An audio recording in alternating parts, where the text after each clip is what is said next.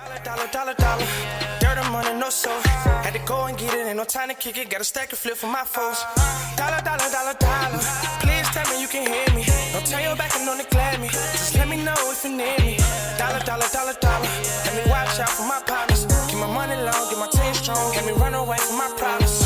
Yup, what's good, original crew, man? We're back. Hey, man, we got a Mr. Ballin' today. Today's video, this cop made an insane decision. Oh,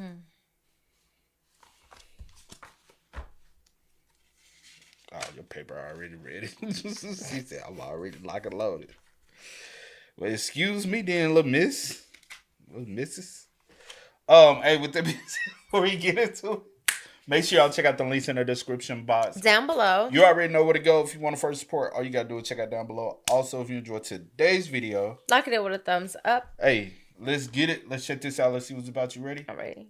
Today's story really has just a wild plot twist. And that's kind of what we do on this channel. We look for stories with crazy plot twists. This is a big one. So the story opens with these officers, these police officers in Lebanon that have been sent to this beach to go investigate this strange object on the sand. And they go to this object and they're sort of bewildered by it. And as the story progresses, you have a pretty good idea of what this is, you know, why it happened, and likely what's going to be the outcome. But then at the very end of the story, when you're like, yeah, this is pretty predictable, it just goes completely into left field. And you're gonna be left being like, I've never heard a story like that. But before we get into that story, if you're a fan of the strange, dark, and mysterious delivered in story format, then you come to the right place, because that's all we do, and we upload 2, 3, even 4 times every week. So if that's of interest to you, please sneak into the like button's house and take all their ball caps and fold the bill into Mickey Mouse ears. Also, please subscribe to our channel and turn on all notifications so you don't miss any of our weekly uploads. Okay, let's get into today's story.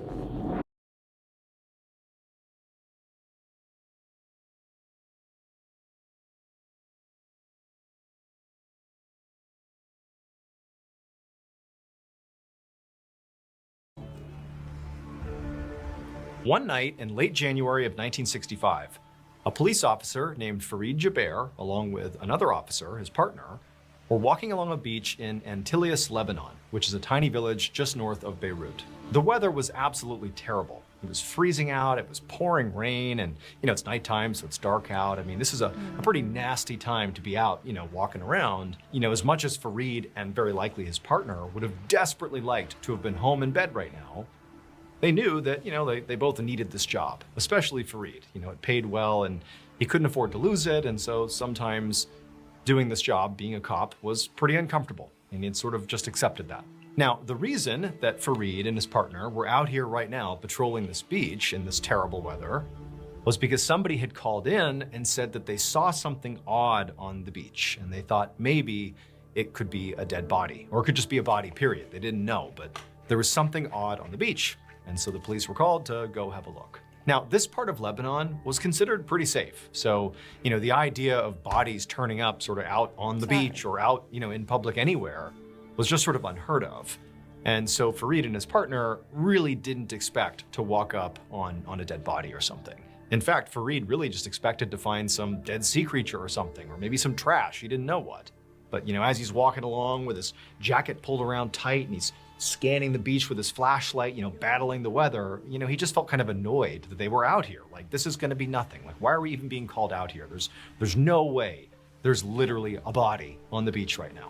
But sure enough, as Fareed and his partner continued walking along the beach, you know, looking around with their flashlights, far down the beach, right in the middle of the sand, they did see this odd object just laying out on the sand. And even at first glance, from a distance, it did look human-like. It definitely had the form where it could be a person. And so right away, Fareed and his partner are like, clearly that's what was called in. This is what we're here to investigate. Now, the two of them didn't run over to whatever this was. They have no idea what's going on here. I mean, if this really is a person, they don't know why they're here. You know, if there's somebody that hurt them that's in the vicinity. So they're playing it safe. They're walking up slowly, scanning the whole beach, looking for any other indication of, you know, whatever this is. Maybe there's other things that are odd on the beach, but there was nothing. It was just this odd body-like thing on the sand.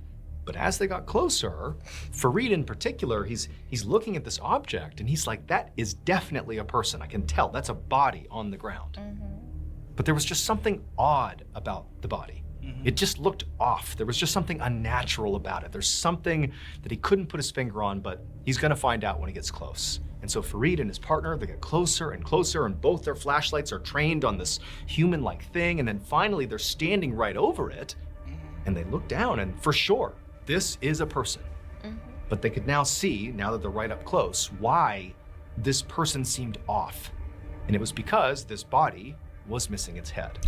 Now, right away, it seemed fairly apparent to Fareed and his partner that this body, one, belonged to a man, and two, very likely they did not die of like an accidental drowning and get washed up on shore or something. Very likely, especially because of the decapitation, this man was murdered. Somebody killed him and likely dumped him here, or maybe dumped him in the water and then he washed up here. But this is foul play. And so Fareed and the partner, they're like, okay, we got to search the area, do a cursory search, and just make sure, whoever did this isn't just nearby. We need to secure the scene. And so they drew their guns and they walked the area, but there was nobody else there. The beach is totally, desolate, minus this body and the police officers. And so after doing that cursory search and coming back to the body, Fareed and his partner began talking about like what they were going to do. Now remember, this is the mid-1960s in a small rural village in Lebanon. So this is not like a robust police department that Fareed and his partner were a part of. They did not have, huge resources to process this, vicious homicide, or at least what it looked to be a vicious homicide. They didn't even have radios to call in backup. I mean, they knew at best what they'd be able to do here is maybe by tomorrow, they could have a couple more officers come out and begin to investigate and see what happened here. But just to do that, it would require literally going back to the station and rallying support and explaining what's going on and coming up with a plan and going out and doing that. And so as they're sort of talking through what they should do, because again, also remember, this is not an area where homicides take place either. I mean, this is pretty anomalous. So they don't even necessarily know how to process a homicide, but they say, okay, our best bet is one of us just needs to stay here with the body, basically guard the crime scene. And the other will go back to the station and file the paperwork and get this machine in motion so that tomorrow we can actually begin investigating. So basically one of them would have to stay the night literally on the beach in the freezing cold and the rain next to this dead body to make sure nobody came back to claim it or desecrate it in some way. And as they're talking about who was going to do that, Fareed was the more junior officer, and so pretty quickly it became clear that he was going to have to do it. And again, going back to the earlier part in the story where Fareed, he knew this job could be very uncomfortable sometimes, but he needed this job. He needed the income. He couldn't afford to lose this job. And so when it was sort of clear this was going to be his doing, he said, fine, I'll stay here. I'll stay with the body. You go, get the investigation started, and I'll see you tomorrow. Now, after Fareed's partner had left and had walked down the beach and disappeared, Fareed sort of realized just how bad this night was going to be. I mean, think about it. Not only is the weather awful, but he's literally, sitting next to a decapitated body. He's going to be just, in the company of this dead body all night. And on top of that, he suspects that somebody has killed this guy. This guy's been murdered. And maybe this body has been dumped here by the murderer. And even though they did a cursory search, it wasn't like 100% certain that the killer or killers were not somewhere in the area. And so Fareed's thinking like, okay, I have to guard the body and be careful not to get attacked by the killer who could be, nearby. I mean, this is like straight out of a nightmare. But, at the same time, Fareed's thinking to himself, I'm a trained police officer. I have my issued gun and my issued knife. I'm not completely defenseless here. If somebody were to come out here and attack me, I could hold my own. I could defend myself. And so he's at least telling himself that. And so as the rain continues to just pound down on Fareed, he's shivering, he's miserable. He knows he's supposed to be alert and, watching this crime scene. He's not supposed to sleep. But he's so uncomfortable that he finds himself getting down on the sand and kind of, getting into the fetal position, trying to find a little bit of comfort. And at some point he does get a little comfortable. In fact, so comfortable that despite how awful it was outside, he did fall asleep at about maybe 2, 3 in the morning. And so Fareed falls asleep. And then a few hours later, he wakes up And he's in a panic because he knows he wasn't supposed to fall asleep. He's supposed to be guarding this crime scene to make sure nobody touches this body. And also remember, he thinks the killer could be out here, like it's an actual real possibility. They might come back and do something to the body. And he's just fallen asleep. And so he kind of scrambles to his feet. He's taking stock of the scene. It's still raining. It's still cold and dark out. And he turns and he looks where the body was supposed to be. And it's gone. And it's gone. The body is gone. And so instinctively, he's thinking, oh, the killer's nearby. They must have grabbed the body. He reaches for his gun, and his holster's empty. Shut up. And so now it's like truly a nightmare scenario for Fareed. He was supposed to be here to watch the crime scene, and he allowed the body to be taken. One job. And he's been disarmed. Now, fortunately, he had his, service knife, and he pulled that out. That's all he's got at this point. But he's thinking, I'm screwed. Like, what happened? Where did it go? Where'd the body go? Where'd my gun go? What do I do? And so he starts thinking, well, wait a minute, maybe an animal came by and grabbed the body and dragged the body, and it's nearby. And he's sort of like looking up and down the beach, and he's thinking, it could be pretty far away, but he sees there's no drag marks. There's no way the body could have been dragged by an animal. And then also, what, an animal came back and unclipped his holster and took his gun out and took that away? That doesn't make any sense. He would have at least woken up if that was happening. But then he's like, well, wait a minute, maybe a wave came up and grabbed the body and dragged it into the ocean. That's why it's not here. That's why there's no drag marks. But he looked at where he was sleeping, and almost certainly if the body had been struck with a big wave that dragged it into the ocean, Fareed would have been hit by that same wave, and he would have woken up. And then also, again, who took his gun? And so the realization hit Fareed that the only explanation here is a person came over here while I was asleep, took the body, took my gun, and now they're gone. So the night before, Fareed, the officer who was, left on the beach to guard the scene, the one who fell asleep, Fareed, his cousin, a man named Habib Jaber, had been walking along the beach alone when he had been attacked. This man had robbed him and then killed him and decapitated him. And he had left Habib's body on the shore. But he had taken his head and the money he had stolen from him back to his home. But several hours... So the body is Habib's. See, you ain't But how would... attention. Yes.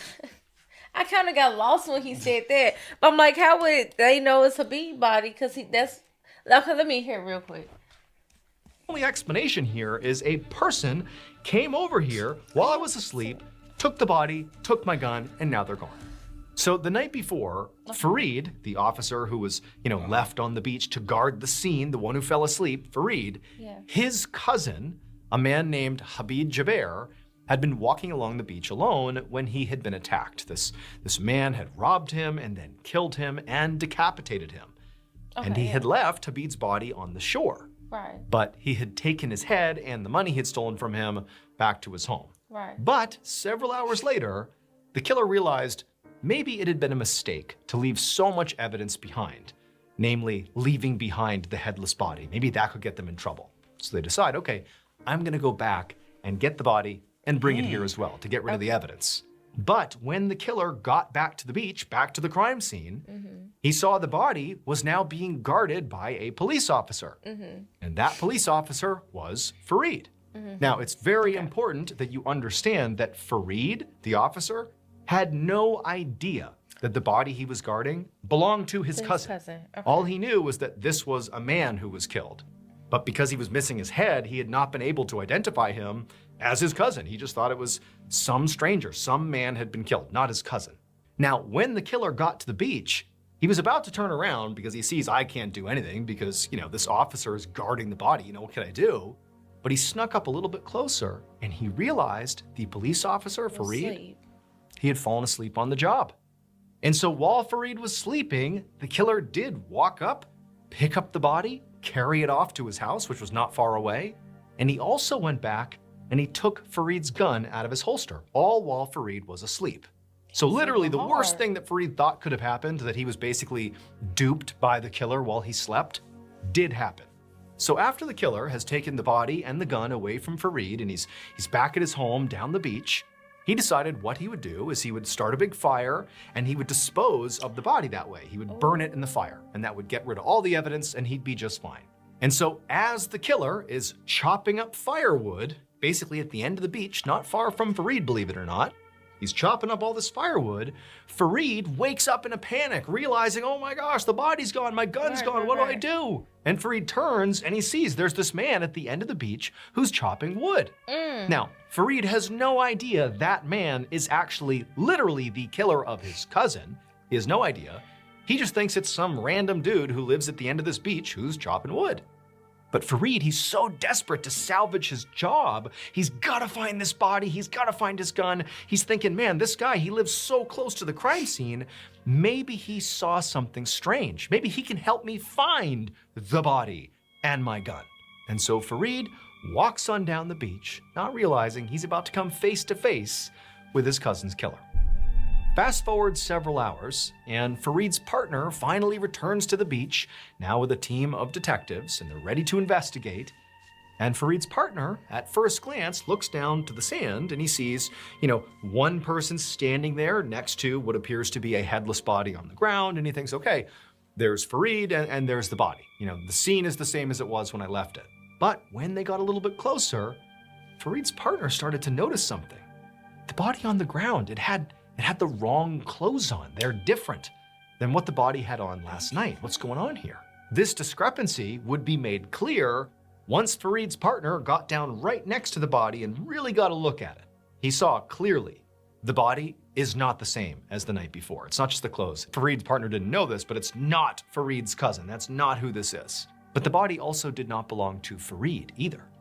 Fareed was standing right next to the body. In fact, it would turn out really nothing about the scene that Fareed's partner found on the beach that morning was what it appeared to be at first glance. He and the rest of the team had to spend the rest of the morning searching the beach and the entire neighboring village and conducting countless interviews with potential witnesses to finally put it all together and make sense of it. And by the end of that day, the story that they managed to put together was so totally bizarre that it made headlines all over the world. I know you lied. Because Fareed was so desperate to keep his job. When he walked down the beach to go talk to that man chopping wood to see if he knew anything about what happened to the body, where did it go? Did you see anything strange? As he was talking to this guy, again, not knowing it is literally the killer of your cousin. Fareed doesn't know this. He thinks it's a complete stranger. Fareed starts having this idea. He's like, well, wait a minute. I have my knife. What if I kill this man? No one's here. Cut his head off and put his body over there. No one will know. I'll replace the body. And so that's what Fareed did. He murdered this man, believing it was just some random guy to save his job. He's standing there when the partner comes down and he's like, look, I guarded the body, but it wasn't the body. It was a guy he murdered to save himself, but it just so happened to be that the guy he murdered was literally the killer of his cousin. Had no idea. And so even though in sort of a roundabout, backwards, vigilante way, justice was done here, Fareed took out the killer of his own cousin, even though that did technically happen, Fareed was still arrested for murder. Right. What in the actual...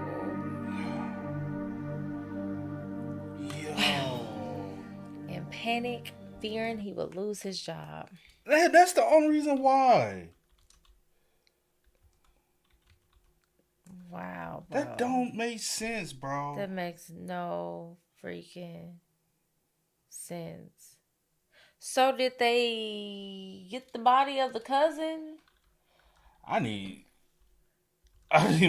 Like, did they ever find his body? Since it was at the dude that Fareed actually took out, which was the actual killer, the body right there. Because obviously he didn't have time to put the body in the, Child. I need more information, bro. I need a lot, child, because that is crazy. Yeah. That is so crazy. Yeah. But how do you even find this story? I have to look. You have to probably deep dive. Yeah, deep dive. Yeah. Because that don't freaking make sense, bro. All to save your job. You, as it a police officer, you to just like, hey. It was solely because you was like, oh my gosh, I need this job. Now you ain't got no job, and you was locked up. You gonna got locked up for murder. And the killer right here. This is the. And then your cousin gone. Like, it's just a lot happening. It's a lot. And the fact that he came back and got the body. And was able to take your gun. You ain't Take come your at that door too gun. much. You sleeping a little too hard. You a little too comfortable. Well, I ain't gonna Well, I hold guess you. you on the beach. You It's ain't calming. you ain't never been on the beach at night. I have been on the beach at night. Have you? Yeah, I've been on the beach at nighttime. It is calming. It's very calming. It's very peaceful. Cool. Yeah. Cool So, I mean, I breeze. get it. But at the same time, I ain't about to take nobody's life on a situation like this. No, I'm saying go to sleep. I was Go to referencing sleep. the fact Yeah, that I know he you went were to talking sleep. about referencing going to sleep. I'm just saying, in this case. But yeah, anywho. But anywho, go. That's all I'm about to say. I was about to say, but anywho, that was a wild story. Very wild story. Yeah. Hey man, y'all spam us up in the comments. Y'all let us know y'all thoughts in the comments for us down below, man. But until next time, y'all know how it go, man. I do go by the name DJ New Kid. This is Sierra Nicole. We are. Kid and C. We are. Beat. Ain't no time to kick it, got a stack of flip for my foes. Dollar, dollar, dollar, dollar. Please tell me you can hear me. Don't turn your back and don't neglect me. Just let me know if you need me. Dollar, dollar, dollar, dollar. Let me watch out for my partner.